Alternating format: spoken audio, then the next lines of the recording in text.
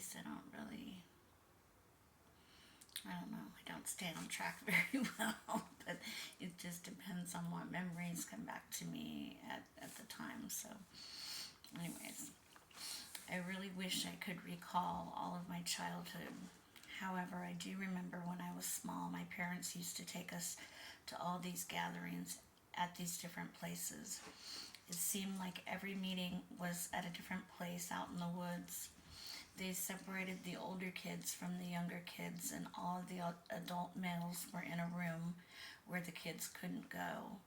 Only one at a time was chosen. The men wore robes and hoods, and I remember I drank the tea when I was told not to, and it made me very sick. I was throwing up all over the place. It seems like there was a lot of bonfires and sexual abuse that took place by these adults. I do have one memory of my dad abusing me and having my brothers watch. My mother knew all about the abuse and partook in some of it. The basement where I grew up was a place where a lot of ritualistic things took place, sex magic and sex sacrifices. We raised a lot of animals, which I thought was for us to eat.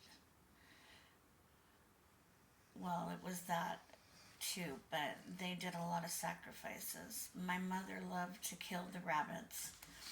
One time we had borrowed a male goat, and my parents said the mountain lion got it, but I believe they used it for the ultimate sacrifice. We had a female that got pregnant from that male goat, and it had two babies, a set of twins, and I don't know where they went either. They just kind of just disappeared.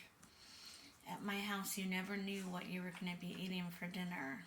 So as you can imagine, I stopped eating meat altogether. Eggs also, just because we had a lot of chickens and they were all free range. And one time my Uncle Bob, who was the caretaker of the animals in the vegetable gardens in the pasture,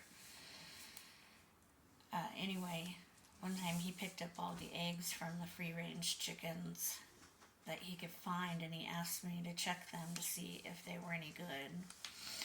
Not like you could put an egg back together once you've broken it, right? I don't know. It was probably one of my dad's ideas of being cruel. I'm realizing a lot of things they did were just plain cruel. But back to the story. I especially didn't eat chicken because on Butcher Day we would stick the head of the chicken between two nails that were partially nailed into a big round of wood, and then we would chop their heads off.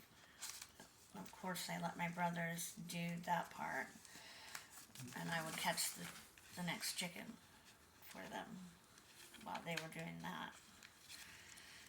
And then, if I can turn the page, there would be a couple tables lined up, and at one end there was a great big metal tank that had one end cut off, and it was welded onto legs, and it was like a big pot to boil the chickens in. We would burn a fire underneath it and get it boiling. And once the head was cut off and the feet were cut off, they were thrown into this big pot of boiling water to make it easier to pluck the feathers off of them. And I'll never ever forget that smell. It was the worst smell in the world. It was horrible. It was horrible. But it made it easier for us to pluck them once you boiled them. And so we would line up, and I would pluck them, or my mom would cut them up and clean the, guts out and chop them up and wrap them up and mark them with whatever it was we'd put on the cover on the package, and we'd put them in the freezer. It was the worst smelling job, it really was. I hated chicken for most of my life because of it. We would also raise pigs to sell for meat, and we would butcher some of them for the freezer as well. When any of our other animals died, like our milk cow got into the grain and was bloated, and so we had to kill it. And so I'm sure we ate her. And then my horse got tied up without a halter by some idiot, and it choked himself. And so he had to be shot. And I'm sure I have no idea what happened to all the horse meat. But we always had pigs, and the pigs would eat anything. I remember my oldest brother telling me that they would eat a whole body if we gave it to them. And there was also a huge pile of lime sheets that were like the size of plywood that were stacked up. And they had a barrel of lime also, which if anybody knows anything about that, it helps to deteriorate a body. I never questioned this stuff when I was little. Of course, I just didn't. I trusted my parents. But it breaks down the tissue, and so, and the bones, if you boil them, then they're soft enough for the pigs to eat. I remember sometimes we would set up the butcher station behind the house in case anybody pulled up in the driveway so nobody could see. And they would use table saws and a sawzall, or I swear they even used a skill saw one time. And acid was something my dad had plenty of, be it sulfuric, muriatic, or nitric. Muriatic is also called hydrochloric acid. But he brought plenty of that stuff home from the railroad because he worked at the railroad. And along with blasting caps and a shit ton of railroad torpedoes. I don't know if anybody knows what railroad torpedoes are, but they're little explosives that they put on the rail for when the train runs over. It makes a big pop for the engineer to know there's something ahead or something wrong or something in the way. But anyways, my dad would sit me down at the kitchen table with a big bag of those, and I would peel them and get the explosives out and use toilet paper rolls and tape 2 toilet paper rolls together with duct tape and tape the bottom of it and put a slow burning fuse down in it, and I'd pack it full and then tape the top of it, and that would equal 1 stick of dynamite.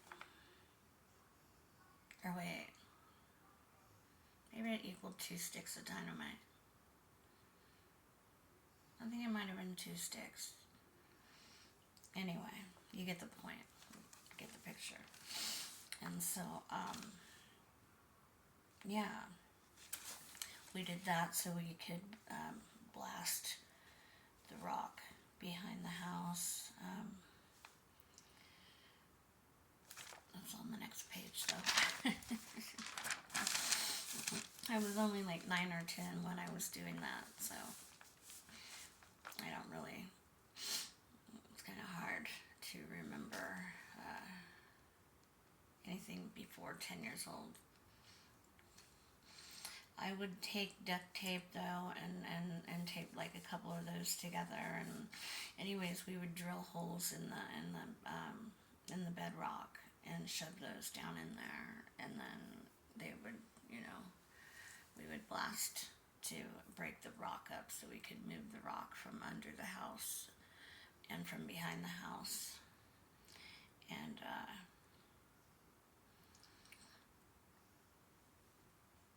well, we usually put sandbags on top of it, and carpet and sandbags and like an old mattress, some more sandbags, so that it wouldn't, go flying everywhere, and it would muffle the sound. Excuse me. It would muffle the sound, and needless to say, the sandbags and mattress and stuff would wind up on top of the garage on the other side of the house. Sometimes they would fly pretty far, and all of the windows on the back side of the house were all blown out. They were uh, they were boarded up with plywood, and even that had some holes blown in it. So, and we didn't. So we didn't have any windows in the back of the house the whole time I was grown up. But anyways, we did that. We must have moved. We moved a lot of rock. We moved a lot of rock. I remember I really liked the smell of it after it blew up. It was, my dog liked the smell of it too. But yeah, we moved a lot of rock. We would have to load it into the wheelbarrow and then run it up the ramp into the back of the truck, which the ramp would go over the creeks into the back of the truck, and we'd dump it in the dump truck until it was full, and then we would go and dump the truck and do it all over again. But my brother Eric did most of the hard work. He was always moving rock, and I think altogether, probably, if you counted how many truckloads, I think my dad had kept track at one point in time, and I couldn't even tell you how many ton it would equal to be, but we must have moved close to 1,000 truckload of rock out from behind the house and under the house. I mean, if not, somewhere between 800 and 1,000. I swear, it was all my life we were doing it. So, anyways, we did a lot of that, and we poured a lot of concrete. That was what we were doing, blasted for, was so we could pour concrete and foundation and stuff. But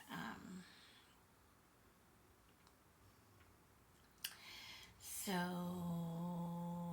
we used a lot of the rock for the driveway as well, but we put a bunch of it in piles along the road because my dad had planned on running it in the gold, through the gold, the setup for gold. He would put it through the big trommel, and then the big stuff would be saved for the road, and the smaller stuff he could run through the smaller trommel and then run it on the gold wheel and everything. But we never really did get to run in those piles. We mostly ran stuff that came from the river that they brought up with the dredge, from the dredge, which I'll talk about another time. But excuse me. And so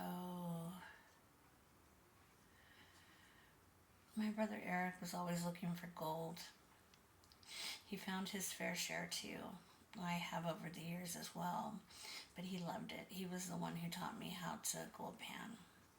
He was super, super good at it, and I really wish he was here so I could talk to him about some of the stuff that I've been remembering and writing down from our childhood. I think he would probably have some memories that I don't have. I love you, brother, and I miss you. But the next chapter is probably not going to pick up where I just left off. I'm probably going to write a chapter on some other things from right now. Like, I'm going to pick up and where I left off about being homeless, and a lot happened between then. Well, in the last 3 years, a lot has happened. The most has happened, really. I thought everything was really bad before, but no. What I found out in the last year is really mind-blowing. And today, as we speak, God is wrapping up the cleanup process. He's taken care of me and kept me safe and protected from everything and everybody. And the people are getting dealt with that tried to do me wrong. They have done me wrong. My parents are actually really still alive, and they have been living off of my inheritance since, I don't know, I guess maybe 2017, when my dad supposedly committed suicide. I know that some things were noticed from 2011 when my mom supposedly died, but she's been using my name and pretending to be me. There was even a marriage that took place between my ex and somebody, well, using my name, and they went to the extreme, and there's postal workers and all kinds of people involved, and I'm still trying to get the details of it. I don't really know all the details, but all I can say right now is that, it's in God's hands, and He's cleaning it up and taking care of business, and everything is going to be a-okay, and we're going to get on track. We're going to get this world on track, and we're going to get, we're going to go into the new timeline with smiles on our faces, everybody. It's going to be good. I can't wait to start helping people. I can't wait to put together a lot of things that I have planned. I really, really have. I really, really want. I'm going to save a lot of monkeys in other countries. I know that sounds silly to be the first thing that I say, but I really want to save the monkeys. There are so many monkeys that are just really, really in a bad way over in China and stuff. But I will make a rescue for them and fully fund it. But I want to. I have a lot of plans to do big things to help to teach women things that will help them to be independent, as far as like working on cars and gardening and sewing and all that stuff. I have big plans to create some pretty cool organizations that will cater to not just women, but anybody who wants to be, wants to be reliant and not rely on somebody else every time they need something fixed or whatever. And I just want to, sorry about my dog. She's got to make the most noise. Anyways, I have a lot of plans to help a lot of people, and I can't wait to do that. I just can't wait. That's just all I want to do, is put together all of these things. I have all these great ideas for helping animals and people, and a lot of organizations that need funding that are out there already, and so I look forward to doing that as well. But I'm trying to tell my story as I go, and it will be in a book. Of course, it needs to be much more organized and put together, but I figure I'll just get it out there, put it out there a little bit at a time, and then go back and, I'm sure some professional could help me eventually, put it together the right way. But thank you for listening, and I will talk to you all again soon. Peace, love, and light.